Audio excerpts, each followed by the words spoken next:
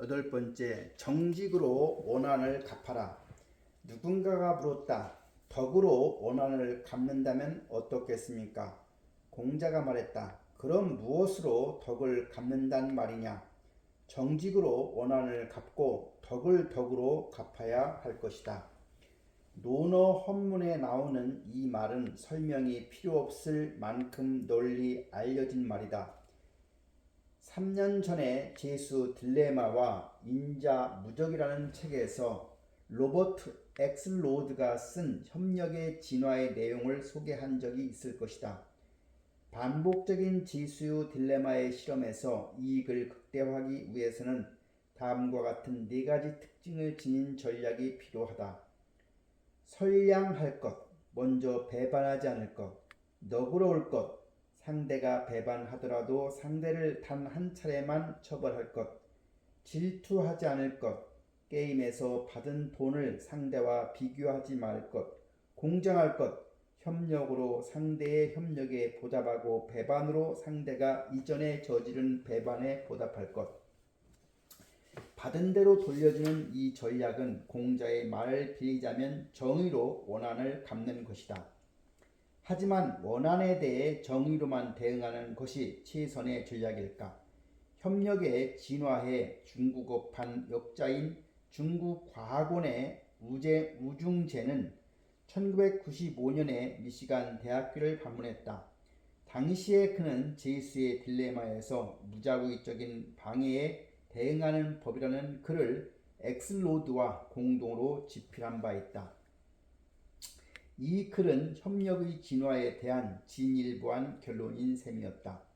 그들은 현실 생활 속에 존재하는 갖가지 무작위적인 방해에 초점을 맞추었다. 즉 사람들이 오해로 인해 서로 배반하는 상황이 벌어질 수 있음을 고려했다. 그들은 맞대응 전략의 변종이라고 할 수 있는 두 가지 전략을 만들었다. 하나는 너그러운 맞대응 전략인데 이것은 일정 범위 내에서 상대의 배반에 보복하지 않고 한 차례 더 기회를 주는 것이다. 다른 하나는 잘못을 인정한 맞대응 전략인데 실수로 상대를 배반한 사람이 상대에게 자신을 배반할 기회를 한 차례 허용하는 것을 말한다. 결론적으로 이 두 가지 전략은 무작위적인 방해에 더욱 강력하게 대응할 수 있게 해주기 때문에 경쟁에서 최종 승리자가 될 가능성을 그만큼 높게 한다.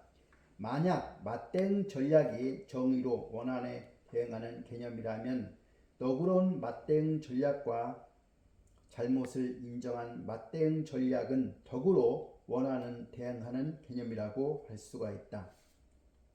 엑슬로드는 이 문제에 대한 새로운 결론을 협력의 복잡성이라는 책으로 펴냈다.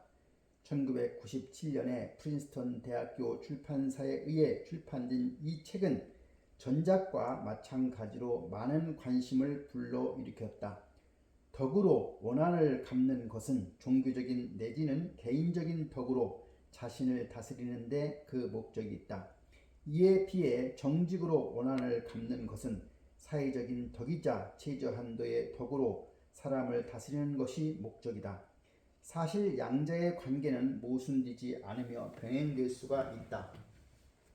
세계적으로 위대한 종교들은 모두 덕으로 원수를 갚는다는 사상을 핵심으로 하고 있다. 불교의 살신성인, 기독교의 원수를 사랑하라는 교리가 모두 그렇다. 서양에서는 제수의 딜레마의 전략에 관한 연구와 함께 현대 윤리학의 한 분파를 형성하고 있는 실증주의 윤리가 발전했다. 여러 가지 윤리 사상에 기초한 자아주의, 공리주의에서 칸트주의에 이르기까지 일반 철학에서 다루어지던 몸이 건조한 윤리학에 비해 훨씬 흥미로운 주제라고 할 수 있다. 이 속에서 기독교적 윤리는 협력하라, 어떤 상황에서도 배반하지 말라는 전략을 쫓았다. 언젠가 사업을 하는 한 지인이 내가 쓴 책을 읽은 후에 인자무적이라는 나의 주장이 어린애들 동화 같다는 생각이라고 말한 적이 있다. 아마 당사자 앞이라 그나마 점잖게 표현했을 것이다. 어쩌면 단도직입적으로 잠꼬대 혹은 허무맹랑한 소리라고 말하고 싶었을지도 모른다.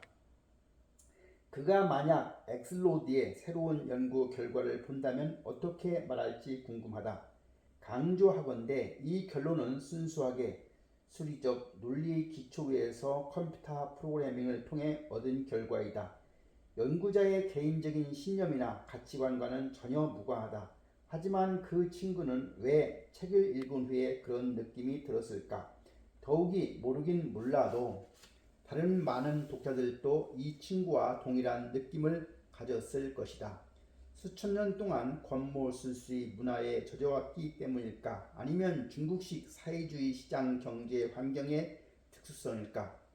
멍류는 최근 2년 동안 성공적인 마케팅을 통해 업계에서 탄탄히 자리를 잡아가고 있는 유가공 기업이다. 하지만 회사 설립 초창기에 창업자 류건성과 직원들은 일반인들이 상상할 수 없는 혹독한 경험을 해야 했다. 이런 혹독한 경험의 대부분은 경쟁사가 악의적으로 만든 함정 때문이었다. 어떤 방식으로 이 문제에 대응할 것인가는 류건성의 결정에 달려 있었다. 그는 작은 승리는 지혜에 달려 있고 큰 승리는 덕에 달려 있다는 자신의 좌우명을 소개하면서 아주 흥미로운 말을 했다. 사실 모든 것이 자신과의 힘겨루기이다. 어떤 문제가 발생하든 먼저 자신에게서 원인을 찾아야 한다. 왜냐하면 자기 자신을 바꾸기는 쉬워도 남을 바꾸기는 어렵기 때문이다. 만일 갈등 관계에 있는 양측이 각각 50%의 책임이 있다면 내가 먼저 변하는 것에서부터 시작해야 한다. 자신이 먼저 자발적으로 변한 후에도 상대도 따라서 변하게 된다는 사실을 알게 될 것이다. 이런 변화는 정비례해서 일어나지 않는다. 당신이 10% 변화한 후에 상대는 30% 변화할 수 있다. 내가 한 그릇을 대접하면 상대는 한 솥으로 대접한다는 말이다. 만일 당신이 50% 변한 후에도 상대가 조금도 변하지 않는다면 어떻게 해야겠는가? 그렇더라도 나는 나와의 힘겨루기를 계속해야 한다. 왜냐하면 이런 경우는 5%도 안 되기 때문이다. 당신이 수도 없이 많은 자신과의 힘겨루기를 한 후에 고개를 들어보라. 눈에 띄게 효과가 나타나고 있음을 발견하게 될 것이다. 자신을 변화시킴으로써 세상을 바꾸는 것이다. 이것은 자발적으로 나쁜 일을 하지 않는 것은 물론이고 자발적으로 양보하고 자발적으로 좋은 일을 하는 것을 말한다. 류건성의 이 말은 정의로 원한을 갚는 것에서 한 발 더 나아가 덕으로 원한을 갚는 전략에 대한 뛰어난 해석이다. 자신의 열악한 경영 환경을 원망하고 비즈니스의 기본인 신뢰의 원칙을 지키지 못하는 사람이라면 그의 창업의 역사를 읽어보라. 분명 깨닫는 바가 있을 것이다. 맞대응 전략의 협력자들은 협력자 간의 지속적인 협력을 통해 더욱 큰 이득을 얻을 수 있는 원리를 깨닫게 된다. 약탈적이고 기만적인 기회주의 전략을 택한 비협력자들과 경쟁하면서 협력자들 간의 결속을 통해 효율성이 배가 되기 때문에 차츰 두적인 위치를 차지하게 된다. 이 메커니즘이 순조롭게 운용되기 위해서는 협력자들이 서로를 식별할 수 있어야 한다. 생물학자들의 연구에 따르면 믿기 어려우니 많지 강력한 인간의 식별 능력은 바로 이러한 식별 메커니즘을 발전시킨 결과라고 한다. 현대의 신용제도는 이러한 기초 위에 세워진 신분 식별 능력이 진일보한 형태이다. 따라서 중국에서 신용제도가 제대로 뿌리내리지 못하고 있는 것은 최저한도의 사회도덕이 확립되는데 중대한 걸림돌로 작용하고 있다. 최저한도의 사회도덕이 자리잡지 못하는 상황에서 종교적 내지는 개인적인 도덕이 확립되기는 더더욱 어렵다.